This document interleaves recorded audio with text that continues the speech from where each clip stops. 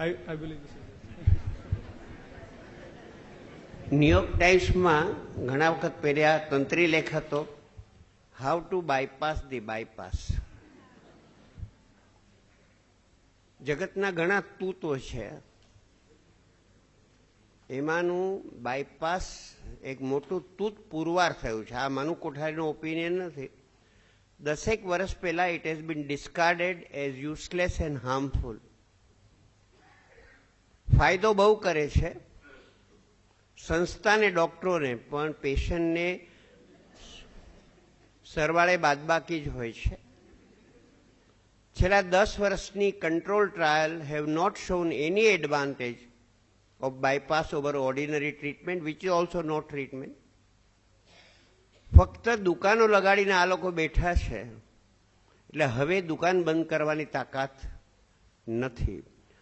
1977માં મને કહેવામાં આવેલું કે મનુ કેન્સરની કંઈ દવા નથી, છે જ નહીં, પણ એટલો બધો મોટો વેપાર છે કે અમે લોકોને સાચું કહેવા તૈયાર નથી.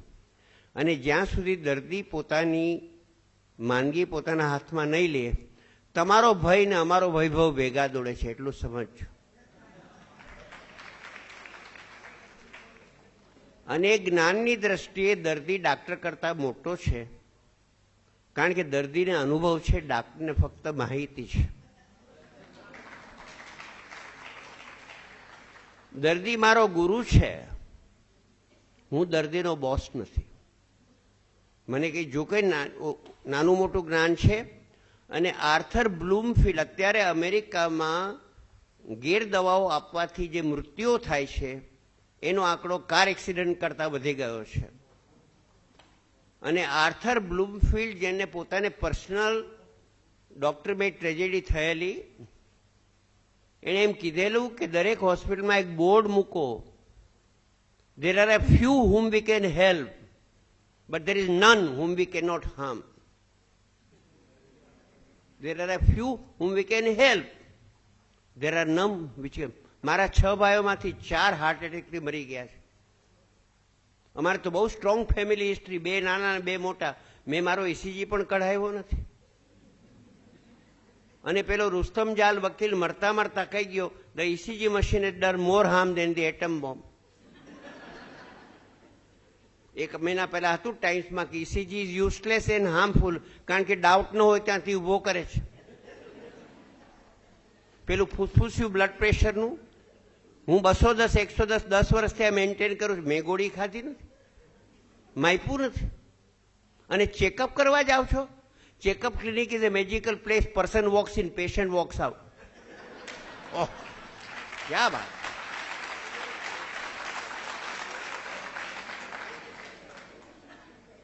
નિષ્પક્ષ રીતે કહું છું, નિષ્પક્ષ. આમાં મારી સાથે લુઈસ ટોમસ અમેરિકાના, લાલ વોટસન યુરોપના છે, કે the greatest discovery of the 20th century is the profundity of human ignorance. કેન્સરની બાબત અમે સ્પેલિંગની આગળ જઈ શક્યા નથી ને જવાના નથી. હાર્ટ એટેકની બાબત સેમ, ડાયાબિટીસની બાબત સેમ, બ્લડ પ્રેશરની બાબત સેમ, આર્થરાઇટિસની બાબત સેમ. પણ હજુ ભદ્ર સમાજને એમ છે કે પૈસાને જોરે તબિયત ખરીદી શકાશે. અને ઈશ્વરના દરબારમાં સારી વાત છે કે કોઈ બેટો પૈસાના જોરે 1 મિનિટ લાંબુ જીવો નથી, એને કોઈ પૈસાના અભાવે વહેલો મર્યો નથી. કુદરતી એટલી મહેરબાની છે. આપણે બધા ભૂલી ગયા છીએ. વિનોબાએ કીધું, 1 શ્વાસ 1 પૂર્ણ જીવન છે. I first inspire, then I expire. Manu Kothari expired just now before you. બીજો શ્વાસ આવ્યો છે તો બળબડ કરે છે, નહીતર રામ બોલો ભાઈ રામ. તરુણ બેનર્જી, મારો મિત્ર કાર્ડિયોલોજીસ્ટ, કલકત્તામાં મંચ ઉપર ચડ્યો, how to prevent heart attack, અને ત્યારે જ મરી ગયો હાર્ટ એટેકથી. અને 2000 વર્ષ પહેલા, પહેલી સદીમાં માર્કસ ઓરેલિયસ ફિલોસોફરે કીધું, many a physician forecasting death of the patient has had his own funeral attended by the same patient.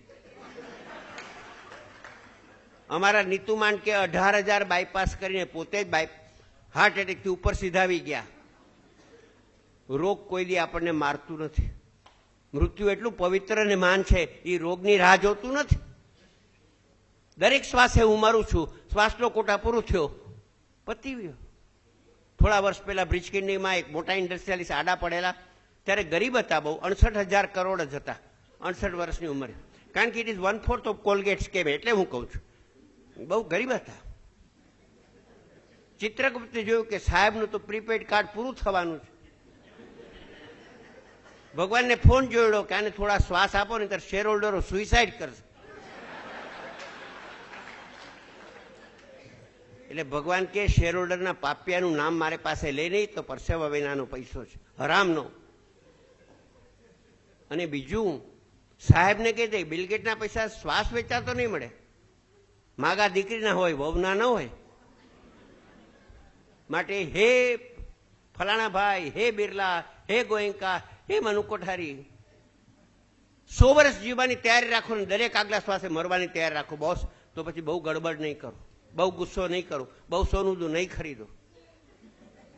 કબીરે હસાવો અને મરતી વખતે પણ જરા આનંદથી મરતા પણ શીખો યાર, તો આનંદથી જીવશો.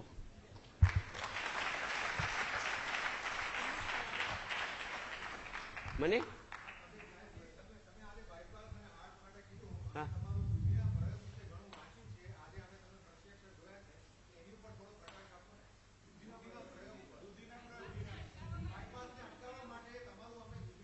ના, એનામાં શું છે બોસે ભાઈ, એવું છે એક વસ્તુ કહી દઉં,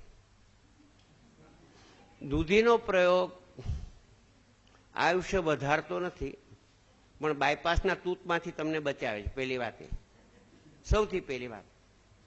બીજું, ઇટ ઇઝ હાઈલી આલ્કલાઇન, એટલે હાર્ટને એનર્જાઇઝ કરે છે. હાર્ટનું ઇજેક્શન ફ્રેક્શન ઉપર જાય છે, સાંધાઓ ઢીલા પડી જાય છે જે ટાઈટ થઈ ગયા હોય છે. ભેજું સારું રહે છે, કોલેસ્ટ્રોલ નીચું આવે છે, બ્લડ પ્રેશર કંટ્રોલ થાય છે. કારણ કે દૂધીનો રસ સાક્ષાત અમૃત છે, કોબીનો રસ સાક્ષાત અમૃત છે, કોળાનો રસ સાક્ષાત અમૃત છે. સમજ્યા? એટલે પેલી વાત તો એ કે દૂધી ન હોય તો એ બાયપાસ ન કરાવાય. કોઈ તમને ઝેર મફત આપે તો લેવાય નહીં.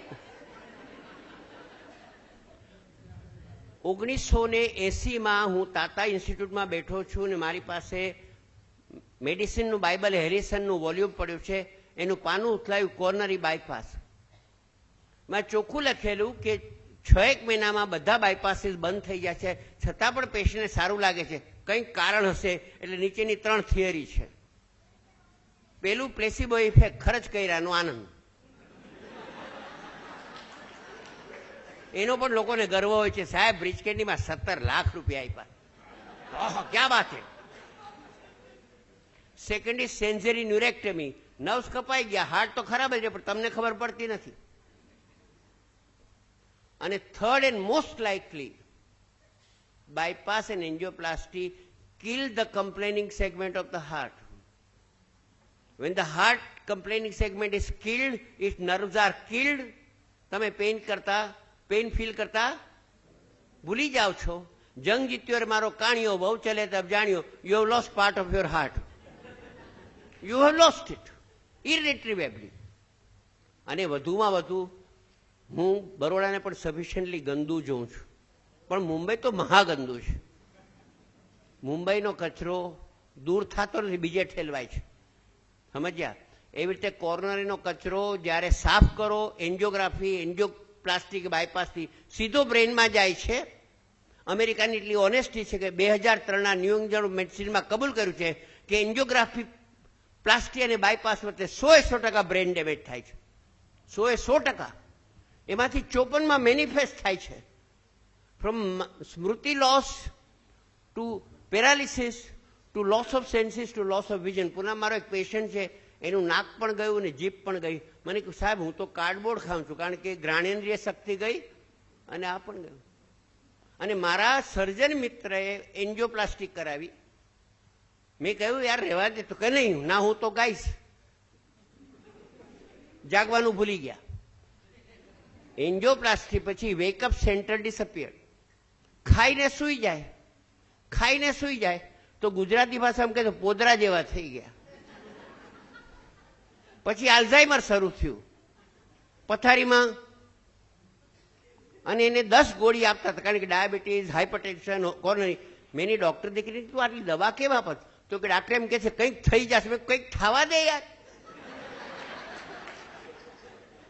દવા વિડ્રો કરી, પછી 3.5 વર્ષ કાઢ્યા. બોસ, તમારો શ્વાસનો કોટા સિલેક્ટ હશે ને કોણ તમને મારવાનું છે, અને શ્વાસનો કોટા સિલેક્ટ કરીને કોણ તમને જીવાડવાનું છે. પણ તમારા અમારા ઉપર ડબલ આશીર્વાદ છે. બગડો કે મરી જાવ તો રોગને બ્લેમ કરો છો, સુધરી જાવ તો ડાક્ટરને ક્રેડિટ આપો છો. અમારે બે રીતે ઘી કેળા છે.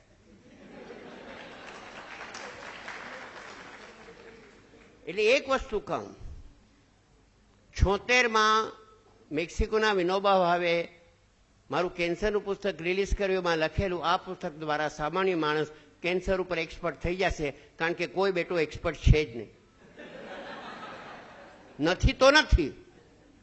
એવી રીતે એક મારવાડી પેશન્ટ આવેલી કલકત્તાથી, બહુ પૈસાદાર. ઘણા લોકો પૈસાથી પીડાતા હોય છે. હાર્ટનો પ્રોબ્લેમ લઈને આવી. મેં કીધું, madam you don't need bypass. મને કે 11 કાઢ્યું તો you are the first one to tell me કે બાયપાસની જરૂર નથી. મેં કીધું, આ ક્ષેત્રમાં બધા જ ગધેડા છે. હું કબૂલ કરું છું કે હું ગધેડો છું. બાકીના 10ની પાસે એ નૈતિક હિંમત નથી કે કહી દે કે કંઈ નથી યાર. બાયપાસમાં કોને ખબર છે? કોઈને ખબર નથી. એન્જિયોપ્લાસ્ટી સ્ટેન્ટ, અને શું વેપલો, શું ધંધો, અને કેટલું હાઉ ઓલ્ડ ઇઝ બાયપાસ? 1899થી આ સ્ટન્ટ શરૂ થયો છે. તમને ઇતિહાસ ખબર છે? અત્યારે 113 વર્ષ થઈ ગયા બાયપાસની ઘાલમેલ ચાલે છે, અને વાણિયા ફેરવી તોડ, કંઈક નવું, કંઈક નવું, કંઈક નવું. અને તમે બધા એટલા પૈસા ખખડતા હોય છે. અને બીજો પેશન્ટ ઉપર જુલમ હોય તો સગાવા લાવવાનું. ઓહો, બે રીતે. નહીં કરાવી જ નાખો. અરે પણ પેલો નથી, નહીં કરાવી જ નાખો. તમારે કેન્સરની ટ્રીટમેન્ટ લેવી પડશે, નહીં તો હું નહીં બોલું. પછી મારે કેવું પડે કે ટ્રીટમેન્ટના લગ્ન તમારા વર સાથે થાય, તમારી સાથે થતા ને. અને પેલું ખાવા બેસે તો જુએ, જરા ઘી વધુ લીધું. અરે ઘી તો કઈ ઝેરી દવા ખાવ 14-15, ઘી ના ખવાય? શું વાત છે? કેનો ન્યાય છે? રોટલી ઘીમાં બોડીને ખાતા શીખો.